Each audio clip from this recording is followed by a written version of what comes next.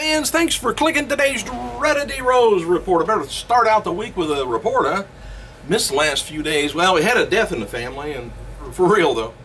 Had a death in the family, and of course I'm not the only one. But I was busy doing things, and I'm going to try and keep it going all week. Not too much news today though, but I got older stuff on here I'm going to tell you about, and it was leading up to the newer things, so hang on with me. It's going to be a while. A former WWE star MVP wrote on Twitter thanking Vince McMahon. He says, whether or not I return to WWE, we never know.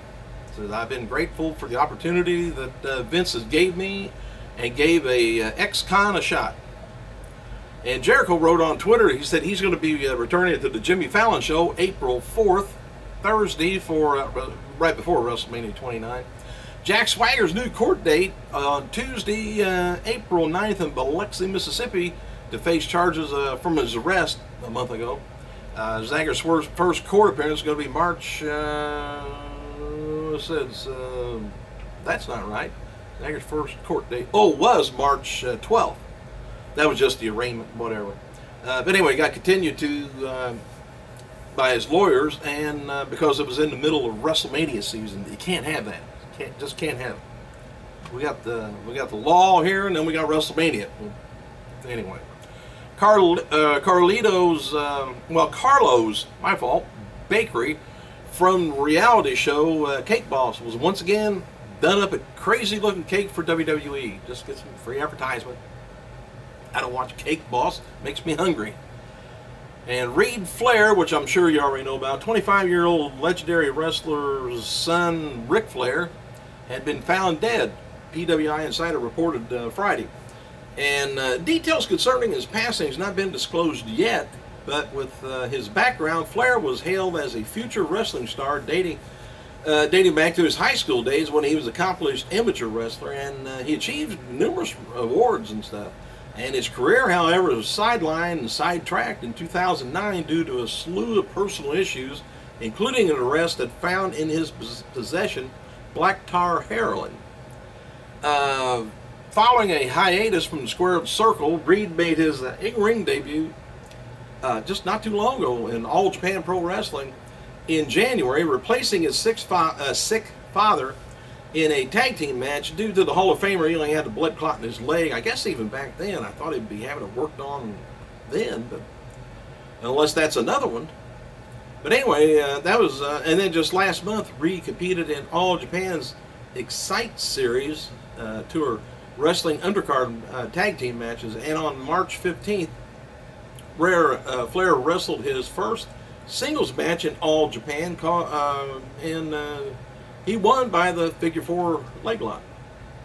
He was scheduled to make an independent appearance in Maryland this past weekend, with his father.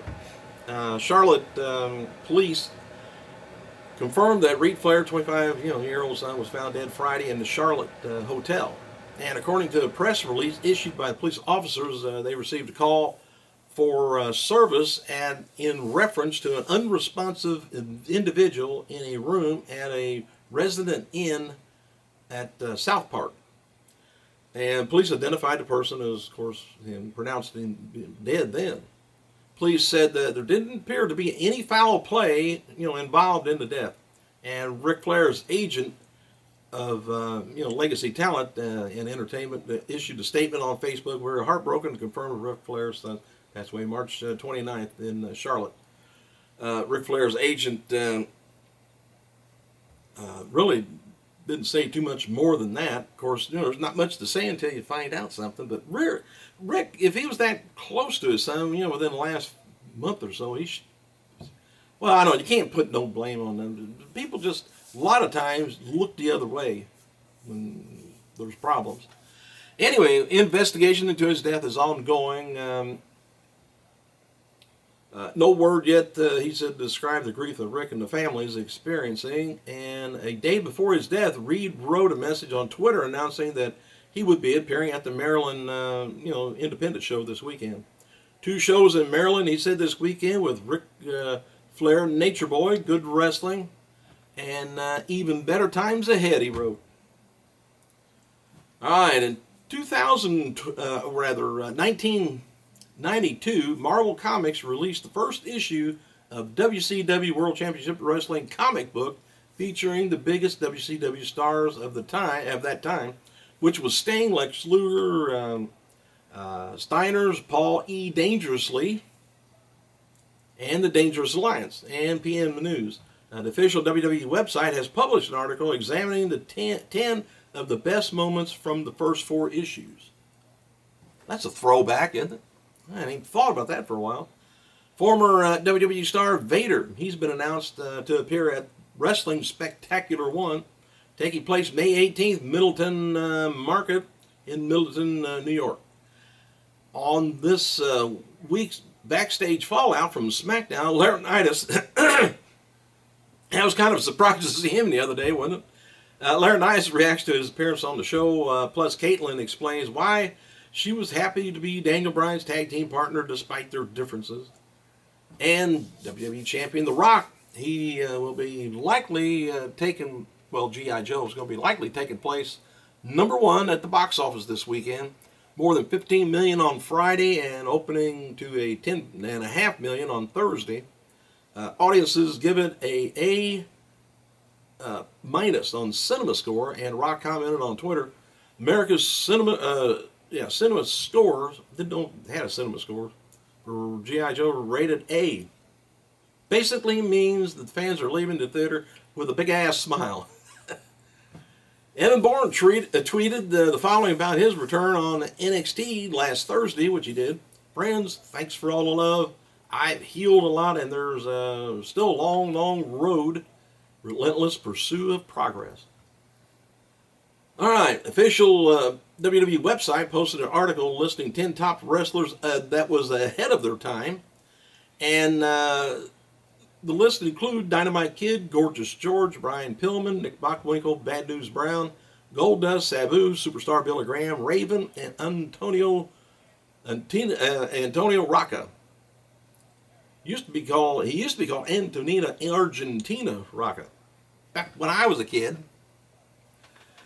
Anyway, WWE compares, believe it or not, Brian Pillman to CM Punk, stating that before CM Punk broke the fourth wall of his unforgettable pipe bomb tirade in 2011, Pillman regularly casted his wild-eyed ramps on the camera lenses and unleashed bold messages that captured unbridled emotion of the Attitude Era. Despite Pillman's relative short career, his body of work, including rivalries that took place deeply personal terms, and continuing to influence a new generation of performers. I think that'd be a pretty good comparison, I guess. And highlights from this week's episode of Superstars, as I believe is still online, features Natalya going one-on-one with Oksana. Happy birthday to Trent Brett at 26, Zach Gowen 30, 5-time WWF Tag Team Champion Mike IRS Rotundo 55, and one-time NWA World Champion Ronnie Garvin 68. And also this would have been the birthday of WWF and JCP wrestler Special Delivery Jones, would have been 68. Alright, still going. Thursday's episode of Impact Wrestling did a 1.3 rating, about a 1,300,000 viewers. Down a little bit from last week.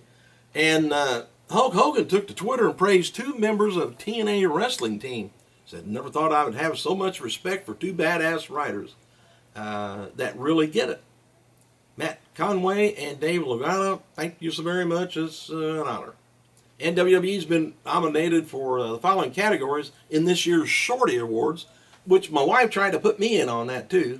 But I said it's not that kind of an award. Quiet. And anyway, they got the for the Shorty Awards, the best use of social media for television, best use of social media for video games, best brand presence on Twitter, best use of hashtags of all things, and the brand presence on Facebook. WWE officials are getting ready to call up 2 more from NXT after WrestleMania 29. And regarding the usual rounds of releases around WrestleMania time, there hasn't been much talk about that lately. Alright, I was going to go through the card of WrestleMania, but I'll wait. We got that coming up yet. And Friday's episode of SmackDown did a 7,825 in social media activity according to Trender TV, which I don't remember what it was last week. And, oh, by the way, WWE reportedly had their flags flying at half-mast over the weekend to pay tribute to Reed. Reed's sister, which is Charlotte, down in NXT, she thanked everyone for their support. Says, thank you, everyone, for your kind words. Reed, you'll always be in our heart and soul, champ.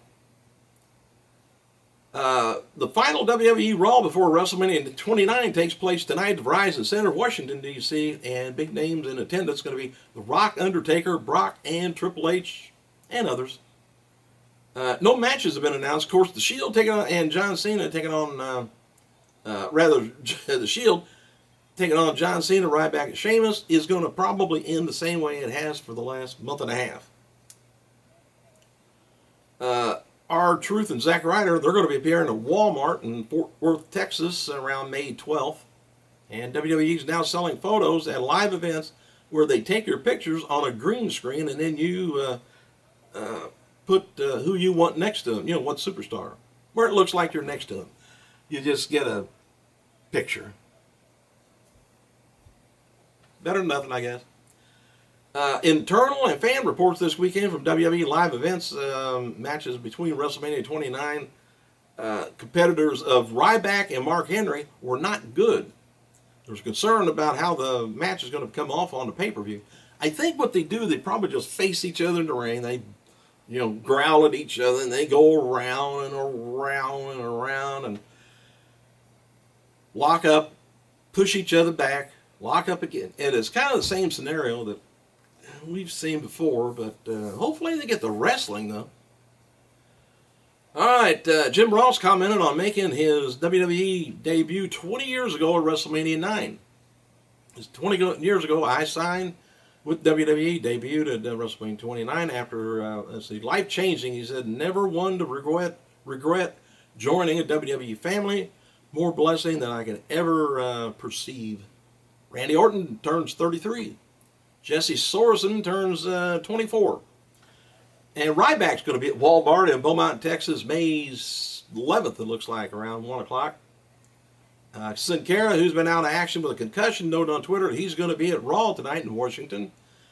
Paul Heyman tweeted the following. He says, Punk's final Raw before the streak ends. Where will the earn or pay-per-view dollars? Will earn your pay-per-view dollars. He's got it all abbreviated. Punk is now confirmed for a couple of Comic-Con awards, shows coming up. This is later in the year. And Scott Hall, Indigo campaign has raised over $101,000 as of today. Well over the $80,000 goal. So Hall is going to have surgery on April 9th and has said that the extra money raised through Indigo will be donated to a charity. And WWE champion The Rock celebrated his G.I. Joe 2 with 12 pizzas this weekend. Hope he didn't eat them. Punk's themed pay-per-view will be airing on a pay-per-view beginning May 4th, it says. No word yet who's, putting the pay-per-view out, but will contain footage from his pre-WWE days. I don't know. 8 doors open tonight at Washington, and 30 minutes earlier, so WWE could take Friday's SmackDown Superstars and main event. There will be no SmackDown taping on Tuesday, as WWE crew is going to be heading to New York and New Jersey to set up, the stage. I don't know how long it takes to set up, but there's usually a monster stage. And as usual, Friday's SmackDown will consist of matches taped tonight and cut-ins, of course, from WrestleMania Access. Hey, thanks for clicking, you guys. I'll be back on here tomorrow. I gotta go.